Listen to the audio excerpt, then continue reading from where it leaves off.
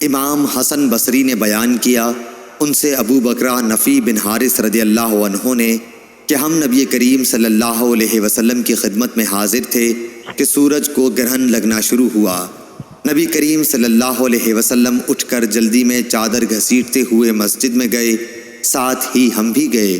آپ صلی اللہ علیہ وسلم نے ہمیں 2 رکعت نماز پڑھائی تاکہ سورج صاف ہو گیا۔ پھر آپ نے فرمایا کہ سورج اور چاند میں گرہن کسی کی موت و ہلاکت سے نہیں لگتا، لیکن جب تم گرہن دیکھو تو اس وقت نماز اور دعا کرتے رہو جب تک گرہن کھل نہ جائے۔ صحیح بخاری حدیث نمبر 1040۔ ابراہیم بن حمید نے خبر دی، انہیں اسماعیل بن ابی خالد نے، انہیں قیس بن ابی حازم نے، اور انہوں نے کہا کہ میں نے ابو مسعود انصاری رضی اللہ عنہ سے سنا کہ نبی کریم صلی اللہ علیہ وسلم نے فرمایا، سورج اور چاند میں گرہن کسی شخص کی موت سے نہیں لگتا، یہ دونوں تو اللہ تعالیٰ کی قدرت کی نشانیاں ہیں، اس لیے اسے دیکھتے ہی کھڑے ہو جاؤ اور نماز پڑھو۔ صحیح بخاری حدیث نمبر 1041۔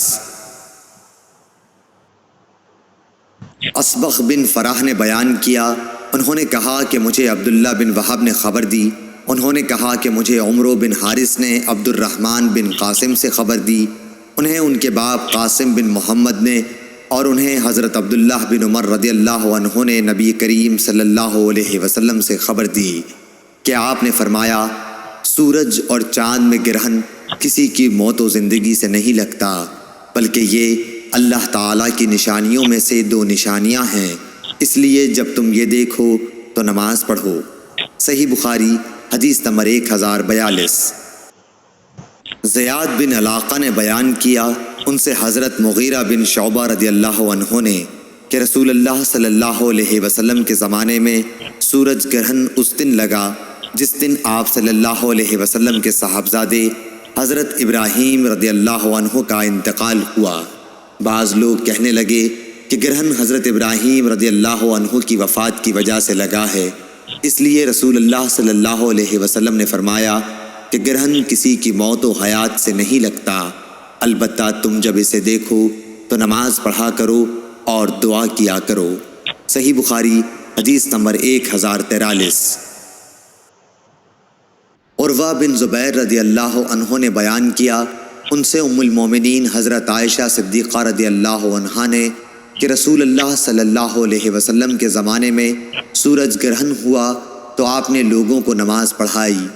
پہلے آپ کھڑے ہوئے تو بڑی دیر تک کھڑے رہے، قیام کے بعد رکوع کیا اور رکوع میں بہت دیر تک رہے، پھر رکوع سے اٹھنے کے بعد دیر تک دوبارہ کھڑے رہے لیکن آپ کے پہلے قیام سے کچھ کم، پھر رکوع کیا تو بڑی دیر تک رکوع میں رہے لیکن پہلے سے مختصر، پھر سجدے میں گئے اور دیر میں سجدے کی حالت میں رہے۔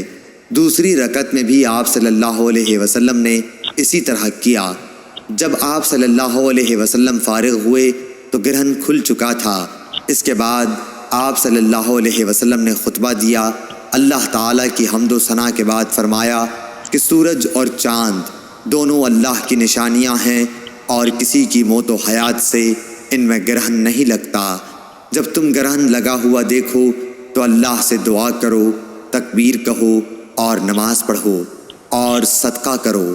پھر آپ نے فرمایا، اے محمد صلی اللہ علیہ وسلم کی امت کے لوگوں، دیکھو اس بات پر اللہ تعالیٰ سے زیادہ غیرت اور کسی کو نہیں آتی کہ اس کا کوئی بندہ یا بندی زنا کرے۔ اے امت محمد صلی اللہ علیہ وسلم، واللہ جو کچھ میں جانتا ہوں اگر تمہیں بھی معلوم ہو جائے تو تم ہنستے کم اور روتے زیادہ۔ صحیح بخاری حدیث نمبر 1044۔